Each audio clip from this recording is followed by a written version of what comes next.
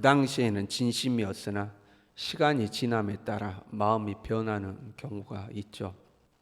내가 정말로 잘해야지, 이 마음 절대 변하지 말아야지 하지만 시간이 지나면 우리의 마음은 조금씩 이렇게 바뀌는 거죠.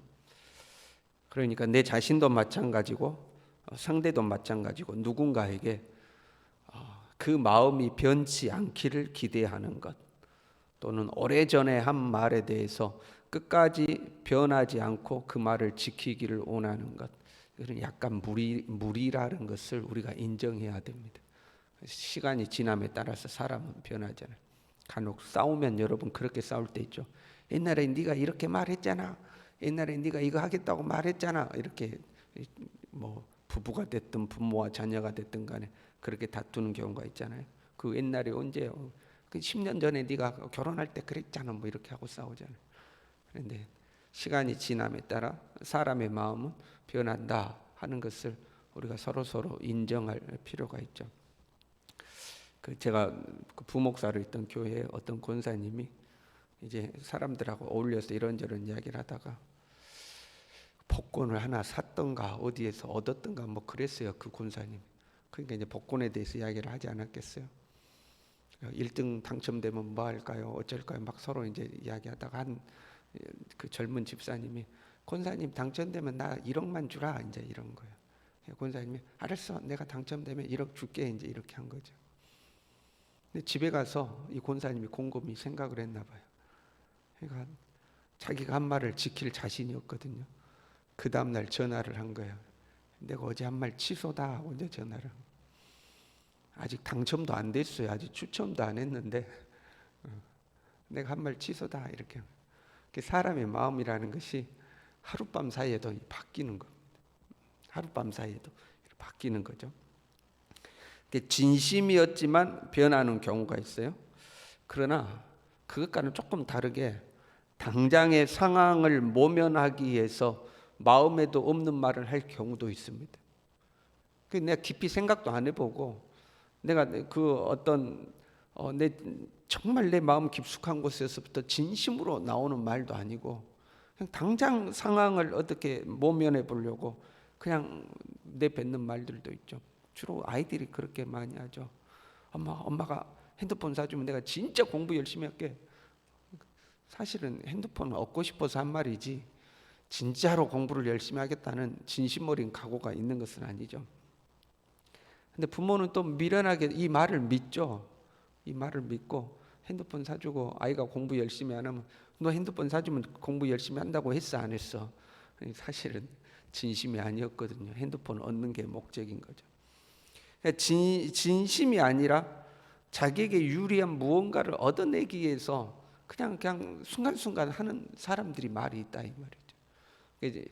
이 말이 진짜 진심에서 나온 말인가, 아니면 순간적으로 상황을 모면하기 위해서 하는 말인가, 우리는 분별하는 지혜가 필요한 거죠. 하나님과의 관계에서도 마찬가지였어요. 우리가 진심으로 하나님께 하는 기도가 있고 정말 내 마음 깊숙한 곳에서부터 하나님 앞에 진심으로 하는 기도가 있고, 당장 힘드니까, 당장 어려우니까, 당장 위기 상황이 내게 닥쳐왔으니까 일단은 이 상황을 모면하기 위해서 그냥 막 하는 기도가 있는 거죠. 9절에 이렇게 돼 있어요. 사람은 학대가 많음으로 부르짖으며 군주들의 힘에 눌려 소리치나. 그러니까 억압당하고 학대당하는 소리에서 그냥 하나님을 향하여 부르짖는 그 부르짖음이 있다는 겁니다. 힘드니까 하나님께 부르짖는 겁니다. 소리치는 겁니다. 네, 10절에요. 나를 지으신 하나님은 어디 계시냐고 하며 밤에 노래를 주시는 자가 어디 계시냐고 말하는 자가 없구나. 힘들 때 하나님 앞에 부르짖고 소리치는 사람은 있는데, 나를 지으신 하나님, 밤에 나에게 노래를 주시는 하나님, 그 하나님을 찾는 사람은 없다, 이제 이런 표현이죠. 9절이 힘들어서 부르짖는 단순한 부르짖음이었다면 10절은 나를 지으신 하나님, 밤에 노래를 주신 하나님 하는 이 소리는 내용이 있는 기도이죠. 나를 지으신 하나님, 그것은 내 삶의 주인은 하나님이십니다 하는 고백이죠. 하나님이 나의 주인이십니다. 밤에 노래를 주시는 분이라는 것은 고난 속에서도 나로 하여금 찬양을 하도록 하시는 분이 하나님이십니다. 이제 이런 고백이죠. 11절에는요, 땅의 짐승들보다도 우리를 더욱 가르치시고, 그러니까 하나님은 나를 가르치시는 분이다, 이 고난 속에서 나를 교훈하시는 분이다 하는 고백이에요. 하늘의 새들보다도 우리를 더욱 지혜롭게 하시느니라. 우리가 고난 당할 때 지혜가 필요하잖아요. 하나님께서 우리에게 지혜를 주셔서 이 고난을 이기도록 하시는 분이다 하는 거죠. 힘드니까 촤 하고 당장의 상황을 모면하기 위해서 부르짖는 그 부르짖음이 있는가 하면, 그 고난 속에서도 내가 비록 고난 당하지만 하나님이 나의 주인이십니다. 하나님은 이 고난 속에서도 나로 하여금 찬양하도록 하시는 분입니다. 하나님은 이 고난 속에서 나를 가르치시고 나에게 지혜를 주시는 분입니다 하고 하나님께 이 고백하는, 기도하는 사람이 없다 하는 이제 이 엘리후의 가르침이죠. 차이가 있어요.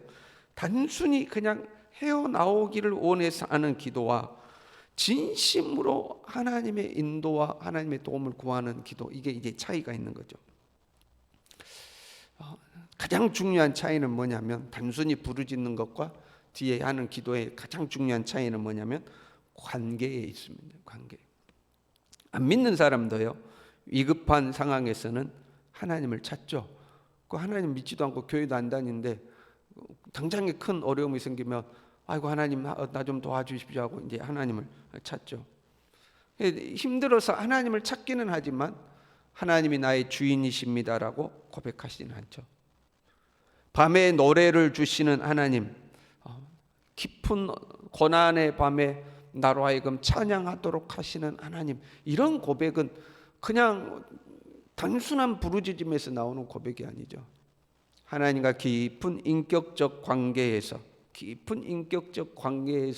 그 고난 속에서 겉으로는, 밖으로는 온갖 어려움이 나를 에워싸고 있지만 내 심령 깊숙한 곳에서 나로 하여금 그 고난 속에서 노래하도록 하시는 그 하나님을 인격적으로 경험한 자만이 할 수 있는 고백이죠.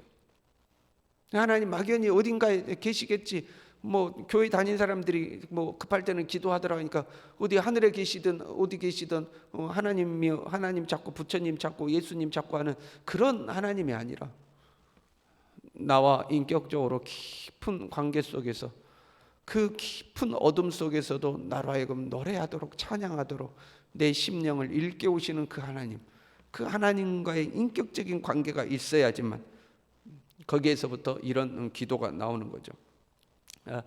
우리가 그렇잖아요. 신앙생활 하면 다 경험하잖아요. 정말 삶이 힘들고 어려운데, 외적인 환경은 정말 변하지 않고 힘들고 어려운데, 근데 그 어려운 상황 속에서 내 심령 깊숙한 곳에서 감사가 나오고 기쁨이 나오고 하나님을 향한 찬양이 나오는 이런 것들을 우리가 경험하잖아요. 이것은 하나님의 은혜이며 동시에 우리가 하나님을 신뢰할 때 그게 나오는 거죠. 고난 속에서도 하나님을 신뢰하는 거죠. 힘들지만 하나님을 신뢰하는 거죠. 그러니까 기도란 하나님과 이런 관계가 형성되어 있어야 돼요. 성경을 보면 고난 당하면 일반적으로 백성들은 부르짖죠. 애굽에서 이스라엘 백성들이 그 억압 속에서 하나님께 부르짖죠. 근데 부르짖지만 기도하지는 않는 거죠. 그러니까 이 어둠 속에서 노래를 주신 하나님 이렇게 하지는 않는 거죠. 홍해가 앞을 가로막을 때 백성들은 부르짖죠. 그러나 모세는 하나님 앞에 엎드려 기도하죠. 그러니까 하나님을 신뢰함으로 모세는 하나님께 기도하는 거예요. 그러니까 백성들은 단순히 힘드니까 부르짖는 거예요. 그것이 살려달라는 기도 부르짖음일 수도 있고, 변하면 하나님을 향한 원망의 부르짖음일 수도 있고, 그 부르짖는 소리가 막 자꾸 바뀌죠. 근데 모세는 하나님을 신뢰함으로 그 어떤 고난 속에서도 하나님 앞에 엎드려서 하나님께 기도하는 거죠. 이 신뢰의 관계가 있냐 없냐가 정말 이 기도에 있어서는 중요한 거죠. 13절에는 이렇게 이야기해요. 헛된 것은 하나님이 결코 듣지 아니하시며 전능자가 돌아보지 아니하심이라. 하나님을 깊이 신뢰하고 그 관계에서 하나님 앞에 하는 기도가 아니라 단순히 그냥 네 힘들고 어려우니까 하나님 도와달라고 하는 그런 헛된 부르짖음은 하나님이 듣지 아니하신다 하고 이제 엘리후가 이야기하는 거예요. 물론 이 이야기는 욥에 대한 오해에서부터 나온 거죠. 욥, 네가 지금 뭐라고 부르짖는데 너의 그런 헛된 부르짖음은 하나님이 듣지 않는다, 이제 이런 지적이거든요. 너 욥, 네 하나님이 신뢰하지도 않잖아. 하나님 앞에 온전한 기도하는 것도 아니잖아. 네 지금 힘드니까 하나님께 부르짖는잖아. 하나님이 너에게 응답하지 않는다고 너 지금 투덜투덜 하잖아. 그런데 하나님은 너의 그런 헛된 부르짖으면은 응답하지 않는 분이다 하고 이제 엘리후가 욥을 오해해서 하는 이야기죠. 어찌되었든 간에 우리는 우리 자신을 살펴보아야 되겠죠. 나는 하나님과 어떤 관계인가를 살펴볼 필요가 있어야 돼요. 혹시 하나님은 나에게 있어서 소방관은 아니신가? 평상시에는 우리가 소방관 안 만나잖아요. 불 나면 빨리 전화해서 내 불 좀 꺼달라고 요청하는 소방관은 아닌가? 혹시 하나님은 경찰관은 아닌가? 평소에 경찰관 보면 왠지 그 거리를 두고 싶고 그러잖아요. 운전하다가 경찰차 나타나면 왠지 움찔하고, 그러다가 우리 집에 도둑 들면 빨리 전화해서 도둑 잡아달라고 전화하는 그런 경찰관. 혹시 하나님은 경찰관 정도는 아닌가?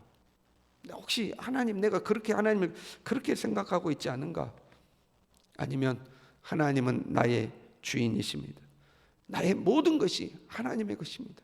하나님만이 나의 주인이십니다. 정말로 그렇게 고백할 수 있는가? 정말로 그렇게 고백할 수 있는가?